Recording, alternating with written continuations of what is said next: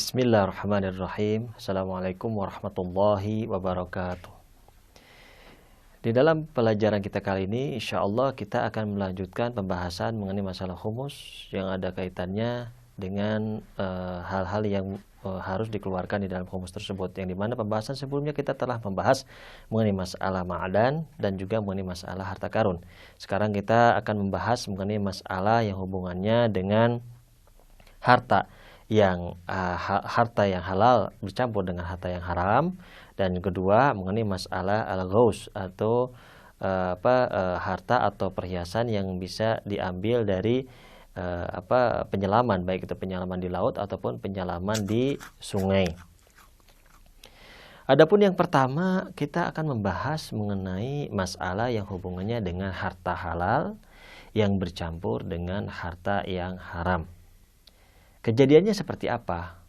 Kejadian seperti misalnya seseorang memiliki harta penghasilannya, ini harta halalnya dia dari hasil penghasilannya dia, dari hasil daripada perdagangannya dia. Tetapi kadang-kadang ada misalnya harta halal haramnya. Misalnya harta haram itu bisa diambil dari misalnya seorang pedagang dari pertimbangannya yang tidak seimbang, atau pertimbangannya yang dilebihkan atau dikurangkan, ya kan? Ini sebagian pedagang yang khianat seperti itu misalnya. Ataupun dari harta-harta yang lain, ya kan, yang masuk di dalam harta halal tersebut, yang dimana harta tersebut ada milik orang lain, yang kita sendiri baik mengetahui atau tidak mengetahui harta milik orang tersebut. Jadi bercampur dengan harta kita dengan harta yang halal. Nah, dalam masalah ini wajib dikeluarkan khumus. Dengan syarat kita tidak mengetahui daripada nisbahnya atau jumlahnya harta haram tersebut. Maksudnya apa? Ketika kita mengetahui jumlah daripada harta haram tersebut, maka jumlah tersebut yang kita harus keluarkan kepada pemiliknya tentunya. Jadi pemiliknya kita harus mengetahui. Pemiliknya kita mengetahui, jumlah harta haramnya kita mengetahui, maka tinggal dikeluarkan saja. Dan pembahasan ini ketika kita tidak mengetahui jumlah harta haram dan harta halal yang kita miliki, artinya bercampur begitu saja. Maka ketika tidak mengetahui, maka harus dikeluarkan daripada khumus tersebut. Dan kasda atau niat daripada mengeluarkan khumus tersebut adalah kasdanya ma fi dhimmah, lebih umum daripada pengeluaran untuk khumus atau untuk madzalim. Atau madzalim itu adalah sesuatu yang dimana seperti yang pernah dibahas tadi, bahwa sesuatu yang diambil daripada hak milik orang lain, ataupun sesuatu yang bukan haknya, yang daripada khianat ataupun daripada hal-hal lain, yang penting uang yang dimana bukan hak miliknya yang bercampur dengan hak miliknya. Jadi itu wajib dikeluarkan khumus. Nah, ada beberapa bentuk permasalahan yang mungkin terjadi di dalam masalah khumus tersebut. Ya, dalam pembahasan ini yang pertama adalah bahwa pemilik daripada harta haram tersebut itu diketahui, dan yang kedua adalah pemiliknya tidak diketahui. Jadi ini beda. Yang pertama adalah pemiliknya diketahui, yang kedua adalah pemiliknya tidak diketahui. Yang pertama, ketika pemiliknya diketahui, lalu juga kadar atau jumlah daripada harta tersebut diketahui, maka apa yang harus dilakukan? Yang harus dilakukan adalah tinggal mengeluarkan saja harta yang diketahui yang haram tersebut, yang milik orang lain tersebut, kepada pemiliknya, karena pemiliknya diketahui dan juga harta yang bukan miliknya pun diketahui, maka harus dikembalikan.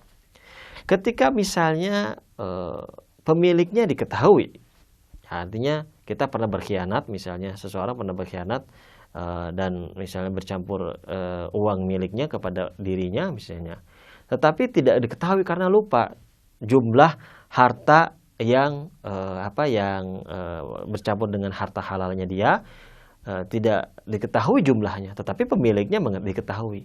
Maka apa yang harus dilakukan? Yang harus dilakukan adalah taradhi, artinya saling meridhoi atau tasaluh di antara orang yang memiliki harta yang bercampur tersebut dengan pemilik yang aslinya. Maka dia berbicara kepada pemilik yang aslinya dan melakukan taradhi atau saling keridhaan berapa jumlah yang sekiranya menjadi hak asli daripada pemilik asli tersebut.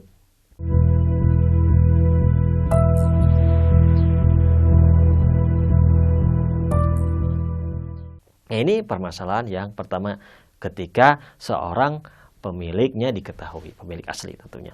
Yang kedua adalah pemilik aslinya itu majhul, artinya pemilik asli yang harta tersebut ya, yang harta haram tersebut adalah majhul. Majhul artinya tidak diketahui pemiliknya. Gitu, tidak diketahui pemiliknya. Dan ini juga ada dua bentuk. Bentuk yang pertama adalah jumlahnya diketahui.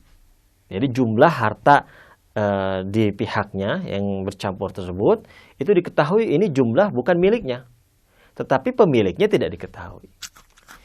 Yang kedua adalah jumlahnya tidak diketahui. Jadi yang tidak diketahui dan juga pemiliknya tidak diketahui.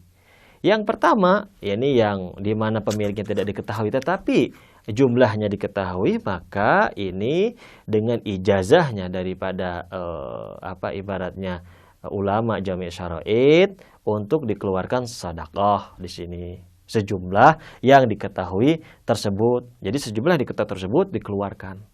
Karena kita tidak mengetahui pemiliknya, tetapi jumlahnya diketahui, maka disedekahkan dengan jumlah yang diketahui tersebut dan dengan izin daripada ulama jami' syara'id atau ulama mujtahid atau marja'nya dia, atau dengan izinnya gitu, seperti demikian. Dan juga penggunaan daripada atau penggunaan atau masraf daripada khumus tersebut diserahkan kepada yang berhak untuk menerima khumus. Insya Allah dalam pembahasan selanjutnya kita akan membahas contoh, salah satunya adalah hak imam dan juga hak sadat di situ. Itu diserahkan kepada mereka untuk dikeluarkan.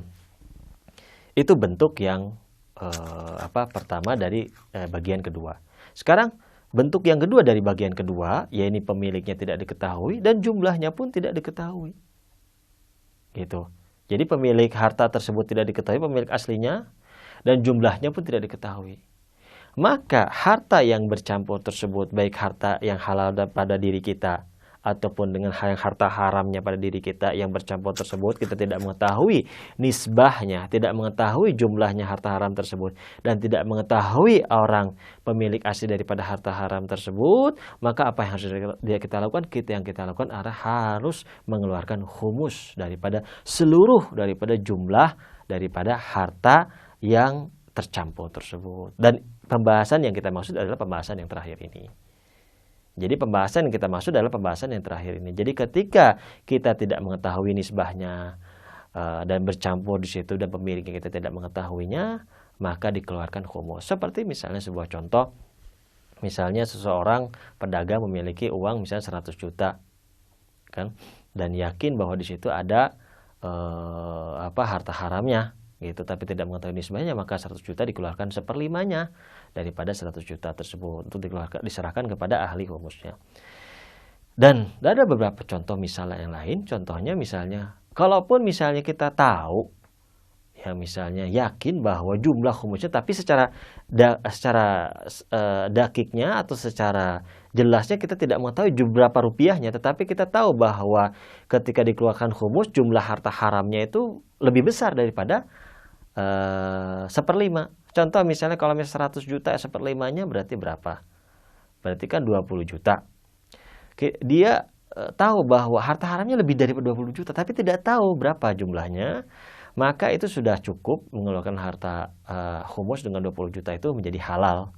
Ya kan, tetapi walaupun secara ihtiyat mustahabnya di sini juga melakukan tarodhi atau tasaluh dengan ulama jami' syara'id dengan selisih kira-kira yang harta yang mencapai jumlah harta haram tersebut walaupun tidak diketahui. Tetapi yang wajibnya itu tetap yang 1/5 itu sudah menjadi halal hartanya. Itu jadi dan juga zaman daripada pengeluaran daripada khumus tersebut, ya zamannya ketika sudah terjadi percampuran tersebut, maka harus dikeluarkan, tidak boleh diakhirkan. Dan juga maunasana, ya maunasana tidak dikecualikan di sini karena ini berbeda, sama seperti ma'dan atau seperti harta karun tidak dikecualikan di sini. Dan dalam pembahasan ini ibaratnya permasalahan sama dengan ma'dan ataupun sama dengan harta karun dalam masalah ini, itu ketika didapatkan uang yang dimana ibaratnya didapatkan uang yang tercampur tersebut, maka harus dikeluarkan khumus. Begitu pula dalam ma'dan, ketika dia didapatkan barang tersebut baik itu secara berlangsung ataupun secara bertahap dengan sampai kepada nisab, begitu pun dalam harta karun sampai kepada nisab,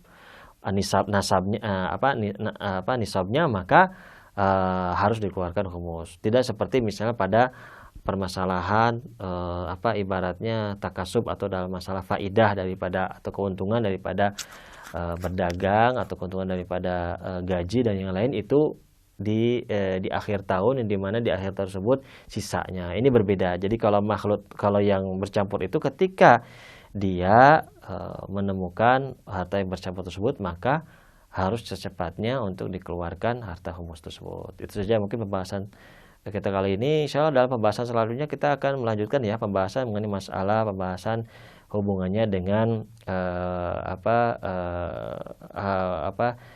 sesuatu yang didapatkan ya, perhiasan atau apapun yang didapatkan dari penyelaman ya, baik itu di laut ataupun di sungai. Dan juga insya Allah kalaupun ada waktu kita akan membahas mengenai masalah tanah yang dibeli dari orang muslim oleh orang kafir dzimmi. Wabillahi taufiq wa hidayah. Wassalamualaikum warahmatullahi wabarakatuh.